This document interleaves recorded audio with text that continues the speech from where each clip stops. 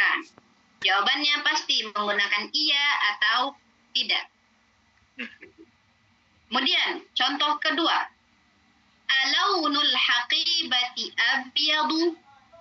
Di sini kita gunakan hal. Di bawah kita gunakan a. Nya tetap sama. Launu. Berarti bisa kita gunakan hal juga di sini. Hal launu atau alaunu. Alaunul haqibati. Launu artinya warna. Launu artinya warna. Al-haqibati, apa arti haqibah tadi? Tas. Ya, tas. Haqibah artinya tas. Abyad artinya Putih. putih. Apakah tas itu berwarna putih? Atau jika ingin mengartikan kata per kata yang ada di dalam bahasa Arabnya ini, apakah launu warna al-haqibati tas abyadu putih? Apakah warna tas itu putih? Juga bisa kita artikan apakah tas itu berwarna putih? Tetap maknanya sama. Oke. Kemudian tadi yang pertanyaan yang Ana lontarkan. Hal indakum su'alun.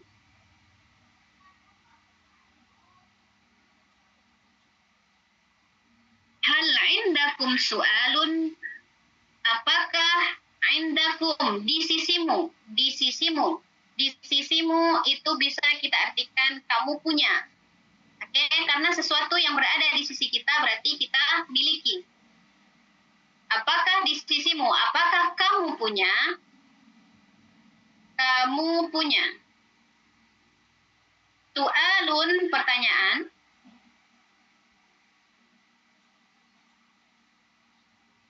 Maka kemarin ketika menjawabnya itu kita buang dulu kalimat tanyanya.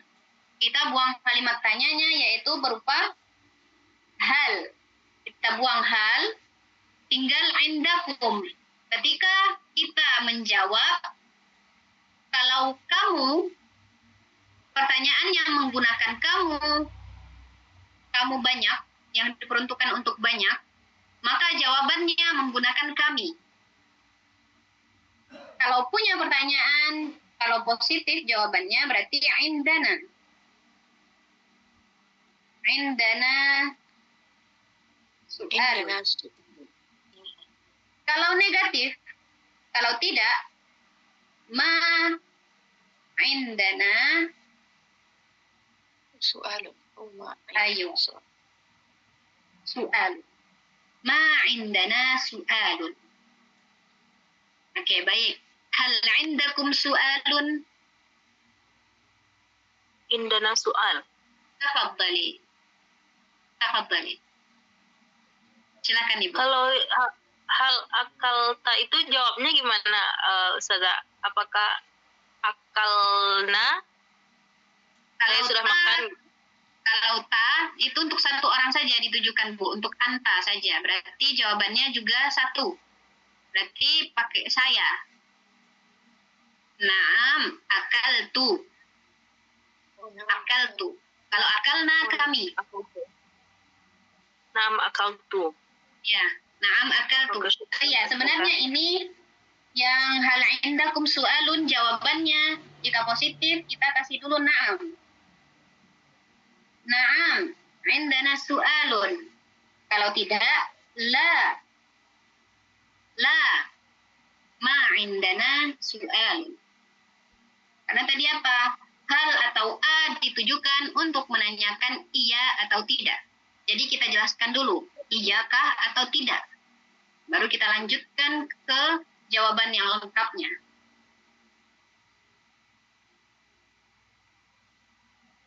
Baik.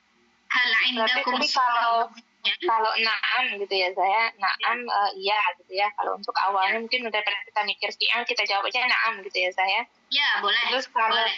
kalau yang tidaknya apa jawabannya, Sa? La. La. La. Karena kalau mau jawab lengkap kan fi'ilnya kayak tadi kan akal tuh kan. Ya. Jadi mikir dulu kita kan apa. Ya. Mungkin untuk sekarang nggak apa-apa karena kita baru mulai ya Bu, nggak apa-apa, kita jawab sepengetahuan kita saja, yang penting orangnya paham, karena yang dibutuhkan jawaban lengkap itu hanya ketika dalam keadaan formal, kemudian kita lagi ujian, itu benar, kita butuh jawaban yang lengkap. Tapi untuk percakapan, inti dari percakapan adalah paham. Jika lawan bicara paham, oke, kelas. Sudah, tidak ada lagi masalah. Oke, baik Bapak Ibu sekalian, hal indakum su'alun akhar. Ma indah. Sama. Antum. La ma indana Soal. Oke. Kelas. Oke. Kemudian lanjut ke ma atau mada. Ma atau mada artinya adalah apa? Apa? Ma atau mada kita gunakan untuk menanyakan apa tadi? Sesuatu yang tidak berakal. Ya. Tidak berakal. Atau selain manusia, menanyakan sesuatu selain manusia. Baik itu benda, atau perasaan, atau rasa. Pokoknya selain manusia. Bukan terbatas pada benda saja. Bukan terbatas pada makhluk saja. Yang penting dia bukan manusia, bebas. Contoh pertama ada ma tash'uru. Ma tash'uru. Oke, di sini subjeknya adalah anta. Anta. Ma anta tash'uru. Apa yang kamu rasakan? Tash'uru artinya rasakan. Ma tash'uru. Apa yang kamu rasakan? Oke, menanyakan tentang rasa. Rasa. Kita gunakan ma. Karena rasa itu tidak ada akalnya. Jadi untuk menanyakannya kita gunakan ma. Contoh berikutnya ada madza alladhi fi haqibatika? Madza apa? Alladhi yang di dalam haqibatika tasmu. Haqibah tadi artinya tas. Apa yang ada di dalam tasmu? Madza apa? Alladhi yang di dalam haqibatika tasmu. Menanyakan benda yang ada di dalam tas lawan bicara. Oke, benda-benda tersebut tidak berakal. Hanya kita gunakan madza. Madza. Dan di dalam percakapan ada sering Ana dengar kekeliruan yang terjadi ketika menanyakan nama ismun, menanyakan nama, kita gunakan apa? Ma atau man? Oh iya, ada yang ismukai. Ma, Ustazah. Ma, sah? Ma, kita gunakan ma. Karena ismun yang artinya nama ini tidak berakal. Tidak berakal. Bukan manusia. Jadi kita gunakan ma ismuka, bukan man ismuka. Karena di dalam bahasa Indonesia benar artinya siapa. Siapa namamu, bukan apa namamu. Tapi di dalam bahasa Arab kita tetap mengikuti kaedah yang sudah ditetapkan. Yaitu man digunakan untuk menanyakan yang berakal, yaitu manusia. Kemudian ma atau madza kita gunakan untuk menanyakan sesuatu selain manusia. Termasuk ismun, nama. Jadinya sama seperti bahasa Inggris kali ya, Zah. What's your name? Ya Bu. Kalau bahasa Inggris kan what's your name? What ya? Apa gitu ya. Nah, di dalam bahasa Inggris juga sama susunannya. Peraturannya seperti bahasa Arab, Bu? Iya. Oh iya. Bukan siapa namamu, tapi apa namamu, what's your name. Iya, benar. Oke. What is your name, bukan who is your name. Ya. Sebenarnya kalau kata guru Ana, bahasa Arab itu lebih cocok atau lebih selaras jika diterjemahkan ke bahasa Inggris.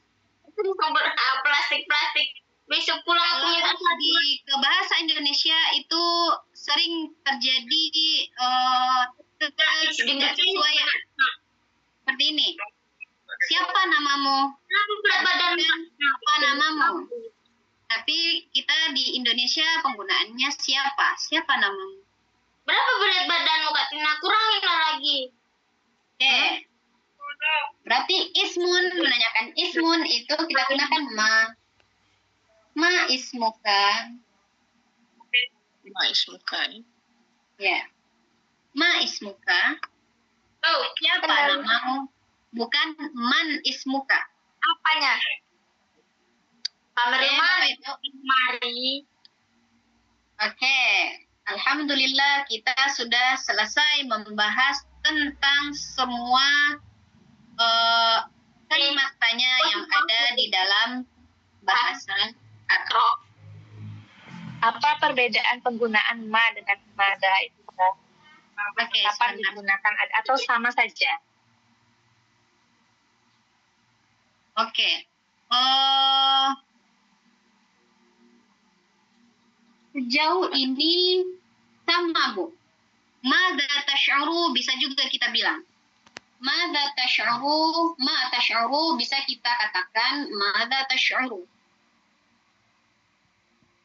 Mada alladhi fi haqibatika bisa kita ganti menjadi ma. Malladhi fi haqibatika bisa. Penggunaannya sama.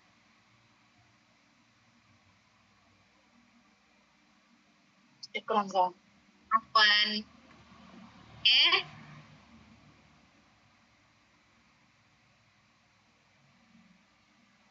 Hal indakum su'alun? Iya, Ustazah. Tafadhali ya Ustazah. Orang Arab asli itu kalau bercakap-cakap itu huruf akhirnya itu dibaca atau gimana? Ya, Oke. Tidak, Bu. Dia akan mensukunkan akhirnya. Mada tash'ur? Nah, iya. Kemudian, mada alladhi fi haqibatik? Nah, ya gitu, Zah. Ya, seperti yang kita dengarkan tadi, audio yang kita dengarkan tadi. Dia akan mensukunkan akhir semuanya. Iya. Termasuk anta deh, saya ans gitu ya. Ya, benar. Jadi kan kalau kita membaca kan kayak gini kan, kaki itu kan kita untuk kita mengenali laki-laki dan perempuan, haki batiki.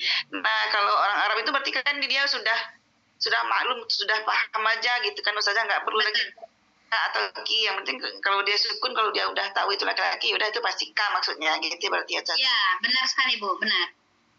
Dan kalau mereka memunculkan harakat huruf terakhir, itu berarti kondisinya mungkin ada banyak orang. Ada perempuan, laki-laki, beberapa orang. Nah, dia ingin menuju ke si A.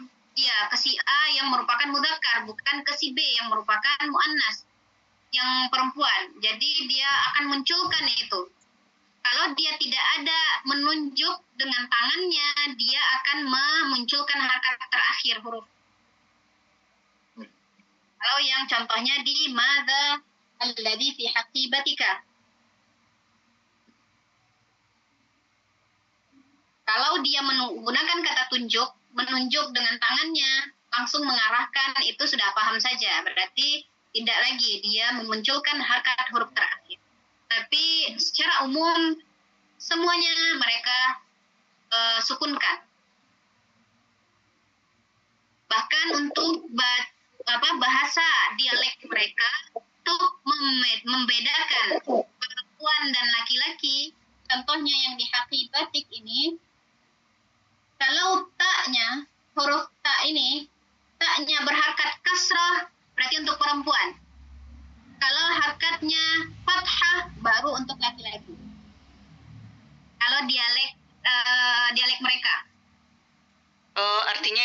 udah di luar struktur yang standar gitu ya Ustazah? Benar sekali Bu. Oh begitu. Jadi jangan bingung nanti Bapak Ibu sekalian ketika mendengar madzal ladzi fi haqibatak katanya. Haqibatak tak berarti untuk laki-laki, tik untuk perempuan. Jadi bukan huruf mereka tetap mensukunkan akhir, tapi harkat dari huruf terakhir mereka pindahkan ke huruf sebelumnya. Iya. Ya, itu kebiasaannya orang Arab. Ya, kalau mereka tuh sudah paham ya Ustaz ya. Iya, benar. Kalau dengan kita ya, makanya kita pelajari yang fushanya saja, bahasa dari Al-Quran dan Sunnah saja. Jangan kita istilahnya, kalau ada ulama yang mengatakan bahwasannya dialek bahasa Arab tiap-tiap negara itu adalah racun untuk bahasa Arab fusha, karena akan merusak bahasa Arab fusha yang asli. Apalagi jika didengarkan oleh orang yang baru mempelajari bahasa Arab, mereka akan bingung dan mencampur adukkan mana yang fusha, mana yang sesuai dengan kaidah yang kita temui di dalam Al-Quran dan Sunnah, dan mana yang merupakan dialek mereka gunakan sehari-hari untuk percakapan. Jadi kita jangan dulu mendengarkan dialek percakapan orang-orang Arab. Cukup nanti jika Bapak Ibu sekalian ingin mendengarkan bahasa Arab, dengarkan saja yang fusha saja, fusha.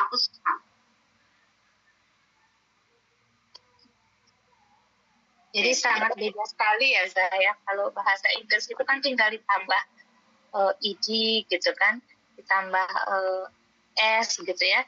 Tapi kalau di bahasa Arab itu katanya bisa dibolak-balik gitu ya saya. Iya, benar sekali. Katanya bisa dibolak-balik, kemudian kasrah dhammahnya juga bisa ini. Jadi kalau untuk orang pemula bisa mikir lama untuk bikin sebuah kata ini. Iya. Itu iya benar sekali Bu. Itu menunjukkan kekayaannya bahasa Arab. Begitu kayanya bahasa. Lama Zah dulu belajarnya? Iya Bu. Berapa lama itu Zah bisa ustazahnya dulu bisa mahir gitu? Oke. Ana juga nggak menghitung berapa lama ya Bu. Tapi dimulai Ana belajar bahasa Arab itu dari Ana masuk ke pondok pesantren namanya MTI Pasir. Itu emang pondok salaf namanya, pondok yang berorientasi untuk mempelajari kitab kuning, bisa baca kitab kuning, kitab gundul. Nah, di sana dasar-dasar bahasa Arab Ana pelajari dasar-dasar bahasa Arab. Kemudian setelah 4 tahun di sana, 1 tahun khusus belajar kaidah bahasa Arab saja. Baru 3 tahun berikutnya baru dicampurkan dengan pembelajaran dari Departemen Agama. Kalau kami bilang ada materi umum. Kalau materi agama itu berarti yang berkaitan dengan bahasa Arab. Kemudian 4 tahun di sana Ana sambung lagi ke MAPK Kota Baru Padang Panjang. Nah, di sana juga ambil jurusan yang program khusus keagamaan, belajar lagi bahasa Arab di sana. Kemudian lanjut, alhamdulillah dikasih kesempatan ke Mesir. Kemudian belajar lagi di Mesir. Jadi mungkin alhamdulillah karena satu jalur gitu ya Bu. Jadi selalu berada di lingkungan yang seperti itu. Jadi secara tidak langsung Ana mempraktekkannya setiap hari. Apalagi ketika di MAN dulu, di Aliyah, itu ada program bahasanya. Di situ Ana membiasakan atau mengasah lagi kepekaan dengan bahasa Arab itu.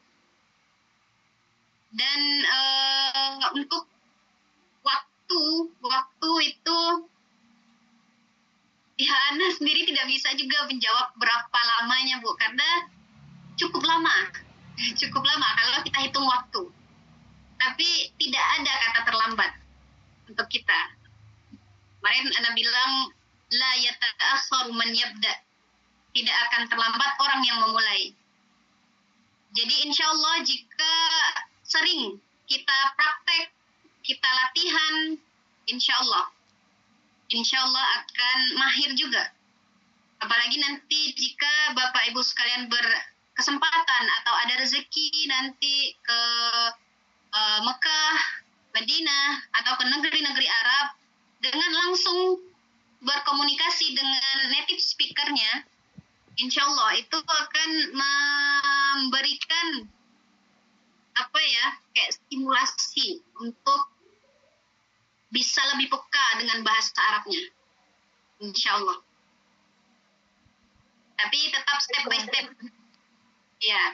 by step, tetap dimulai dengan yang dasar dulu. Syukran, Zal. Afwan, Ibu. Terus kalau ada nanti aplikasi belajar bahasa Arab mungkin yang bisa kita dalam App Store yang mungkin bisa kita praktis apa gitu, Zal. Nanti mohon diinfokan.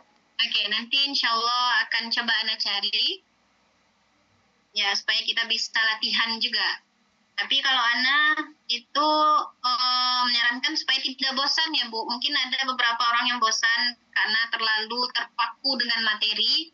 Jadi dibiasakan saja mendengar percakapan bahasa Arab dari kartun, itu bisa.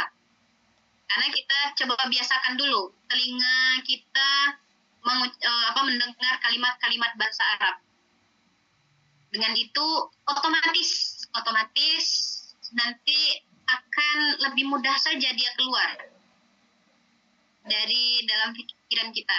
Lidah ini akan kurang keluhnya, tidak kaku lagi dalam ngomong bahasa Arab. Karena dari segi intonasi kita pelajari dari pendengaran kita. Nanti insya Allah Ana cari coba aplikasi atau ada channel YouTube atau apa nanti yang bisa membantu kita latihan bahasa Arab. Oke? Afwan, Bu. Baik. Soalun akhar, hal indakum soalun akhar?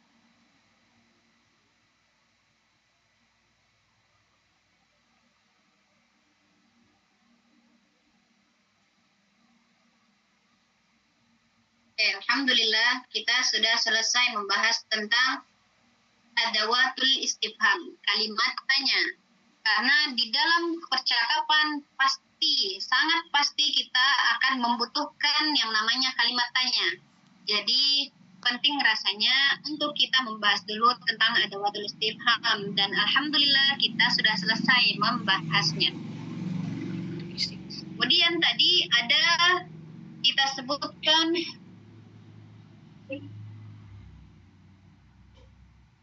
ada jinsiyah.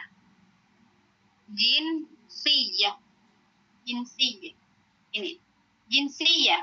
Jinsiyah artinya kewarganegaraan. Bagaimana cara kita